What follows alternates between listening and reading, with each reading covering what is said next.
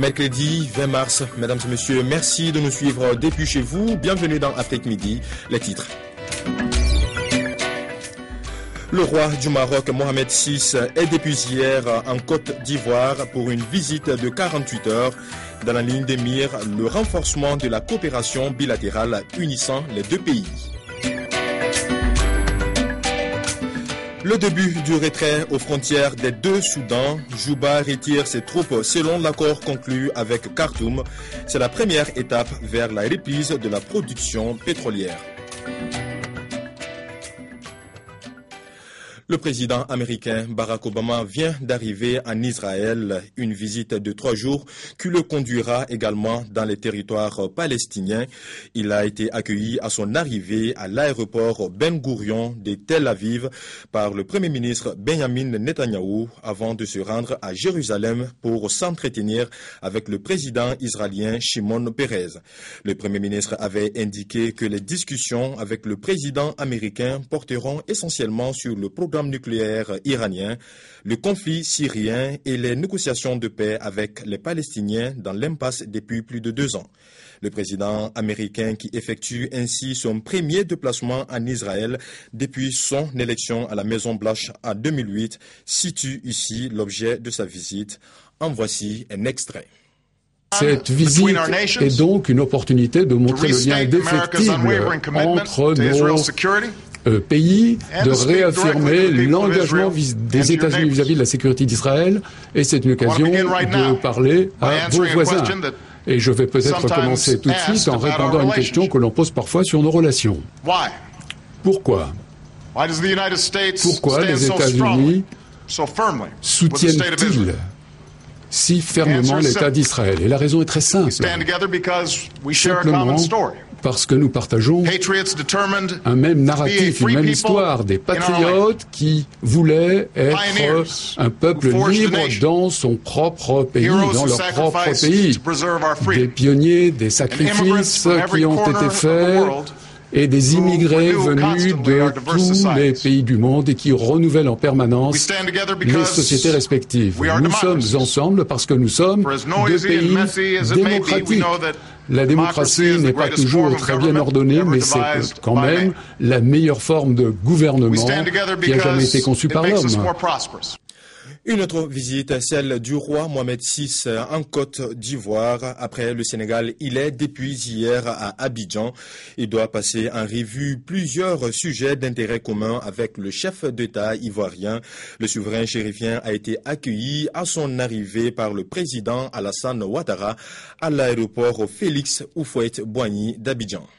C'est une nouvelle page d'amitié privilégiée entre le Maroc et la Côte d'Ivoire qui s'ouvre avec l'arrivée ce mardi 19 mars 2013 ici à Abidjan de la plus haute autorité du royaume du Maroc, le roi Mohamed VI.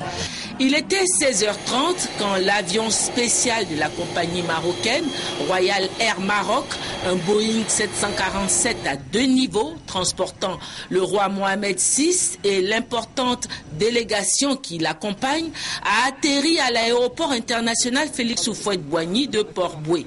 Le roi a été accueilli par le chef de l'État ivoirien, le président Alassane Ouattara. Une compagnie d'honneur dirigée par le commandant Yaké Zengbe du 1er bataillon blindé d'Akwedo, comprenant le drapeau de la nation ivoirienne, complété par 2 sections de l'école de gendarmerie, ont rendu les honneurs militaires à travers tout d'abord l'exécution des hymnes nationaux marocains et ivoiriens, suivi du salut déférent des armées. Le roi Mohamed VI a reçu également l'accueil de nombreux officiels ivoiriens, présidents d'institutions, membres du gouvernement, élus de la nation. Il y avait aussi à l'aéroport, pour dire Akwaba au souverain chérifien, à son arrivée, de nombreux chefs traditionnels, les populations et les Marocains vivant en Côte d'Ivoire, sortis massivement pour acclamer leur souverain. Et puis, tout le long du trajet emprunté par le cortège, le peuple sortit également en masse. Le peuple, témoin du retour de la Côte d'Ivoire aux vraies valeurs qui ont fondé la renommée dont elle jouissait naguère. Renommée qui aujourd'hui, sous l'impulsion du président Alassane Ouattara, revient à nouveau. Les Zimbabwéens ont donc débuté hier une nouvelle constitution. Le oui au référendum l'a largement emporté. 94,5% des électeurs ont voté pour la nouvelle loi fondamentale. Les résultats officiels ont été proclamés par la commission électorale.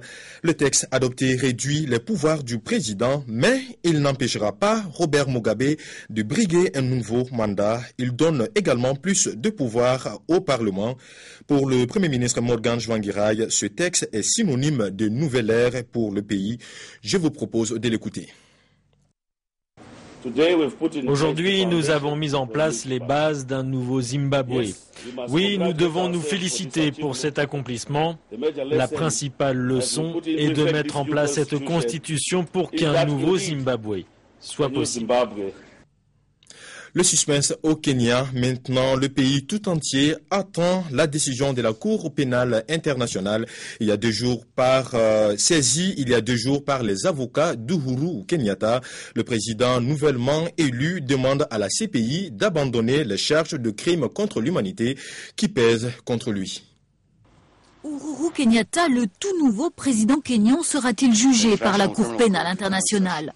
Son procès devait débuter en juillet pour crimes contre l'humanité durant les violences post-électorales de 2007-2008. Mais lundi, ses avocats ont réclamé l'abandon de la procédure. Motif, un non-lieu a été prononcé récemment pour son co-accusé Francis Mutora suite à la rétractation d'un témoin clé. Les preuves contre M. Mutora qui ont mené à l'abandon des poursuites sont exactement les mêmes que dans le cas de M.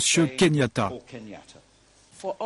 Mais pour le bureau du procureur, pas question d'abandonner. Avec ou sans ce témoin, les preuves existent. Dans ce café de Nairobi, l'audience a été suivie de près. Et ici, on s'interroge sur le bien fondé des poursuites. L'un n'a pas de preuves, l'autre dit qu'il en a. Mais elles viennent d'où, ces preuves? Si les charges ont été abandonnées contre Mutora, de quelles preuves spécifiques dispose-t-il pour aller jusqu'au procès avec Kenyatta? Les juges de la Cour pénale internationale n'ont pas donné de date pour leur décision. S'ils maintiennent les charges contre Uhuru Kenyatta, celui-ci sera alors le premier président en exercice à faire l'objet d'un procès devant la CPI. Un lourd bilan au Nigeria au lendemain du double attentat de canon dans le nord du pays. Les 2 attaques kamikazes ont fait 41 morts selon un nouveau bilan non encore officiel. Le précédent bilan faisait état, lui, de 22 morts. Une attaque qualifiée de barbare par le président nigérian Goodluck Jonathan. L'attaque, je vous rappelle, a visé une gare routière, des autobus ayant été chargés de passagers. Cette nouvelle attaque spéculaire n'a toujours pas été revendiquée. C'est peut-être un début de pacification entre les 2 Soudans. Le Soudan du Sud retire ses troupes de la frontière avec le Soudan du Nord en vertu d'un nouvel accord conclu entre ces 2 pays. Les 2 États veulent relancer la production pétrole. Heureux, les soldats du Soudan du Sud ne cachent pas leur satisfaction de quitter la zone frontalière avec le grand voisin du Nord. Ça se voit sur les visages, ça s'entend, même si la consigne est de ne pas l'exprimer verbalement. Nous appliquons les ordres de notre gouvernement de retirer nos troupes de 10 km vers le sud afin de respecter l'accord conclu entre nos 2 pays. Il n'y a rien à dire, nous exécutons les ordres. Et les ordres, c'est de retirer les blindés et 3000 soldats. L'accord entre le Soudan et le Soudan du Sud stipule que la frontière doit être démilitarisée. Première étape visant à rouvrir les vannes pour l'exportation du pétrole sud-soudanais enclavé via son voisin du Nord. Un accord vital pour les 2 parties. Pour le Soudan du Sud, c'est l'assurance de rentrée de devises avec le pétrole. Pour le Nord, c'est plus de sécurité. Khartoum accuse depuis des mois le Sud d'armer les rebelles qui sévissent à la frontière jusque dans les camps de réfugiés. Pour autant, ce retrait militaire est loin de satisfaire les populations vivant dans ces villages frontaliers. Bien au contraire, c'est aujourd'hui l'inquiétude. Il n'y aura pas de sécurité parce que l'armée ne sera plus là. Quand les Soudanais vont la prendre, il y aura des raids pour voler notre bétail. Nous serons en danger. Nous avons besoin de protection. La peur de l'autre, du rival, celui vivant de l'autre côté de la frontière, ou son voisin le plus proche. Cette peur-là ne quitte pas cette région malgré l'indépendance du Soudan du Sud acquise en 2011, après 20 ans de guerre civile. L'Allemagne confirme son engagement auprès de Bamako. Elle va participer à la formation de soldats maliens. Le ministre allemand de la Défense était en visite au Mali où il s'est rendu dans un camp militaire à Koulikoro. Le camp Boubacar Sadassi à Koulikoro, un vaste chantier. Des ouvriers accélèrent les travaux de rénovation du centre d'instruction situé à 65 km de Bamako. Le centre doit abriter la formation des soldats maliens, une formation assurée par 550 instructeurs de l'Union européenne.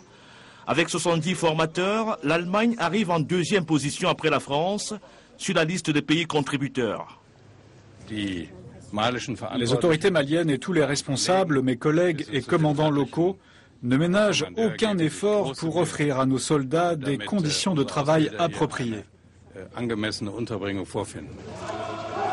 C'est la première fois qu'un haut responsable allemand rend visite aux troupes de la Bundeswehr depuis le déploiement de la mission européenne de formation des soldats maliens.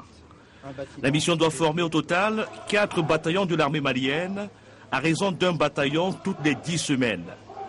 Les conditions de sécurité semblent réunies pour le début effectif de la formation, prévu pour la mi-avril. Aujourd'hui, la situation sécuritaire dans la région de Koulikoro est bonne.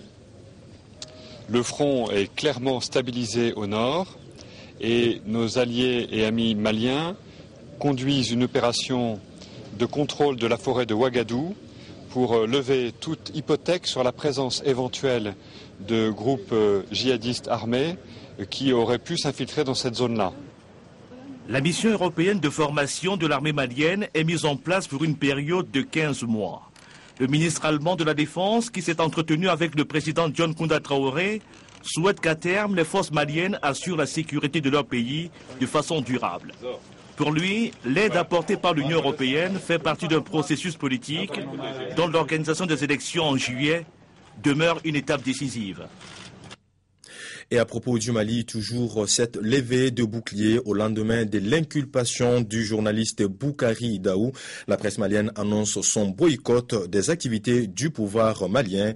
À Paris a eu lieu hier un rassemblement de soutien au directeur de publication de l'Indépendant. Je vous propose d'écouter ici le président de l'Union Presse des Maliens de France.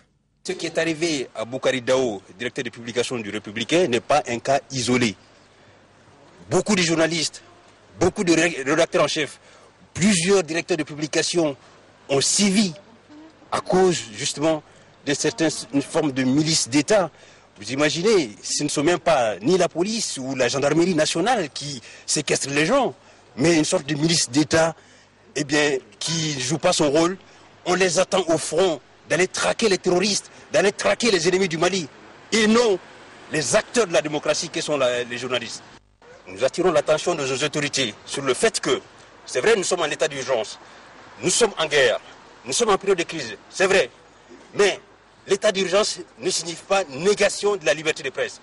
L'état d'urgence ne signifie pas brimade de la presse. L'état d'urgence ne signifie pas séquestration des journalistes. Voilà un soutien, un rapport à l'inculpation du journaliste Boukari Daou du Républicain. Et voilà qui met fin à cette édition. Merci de l'avoir suivi. À très bientôt sur notre chaîne.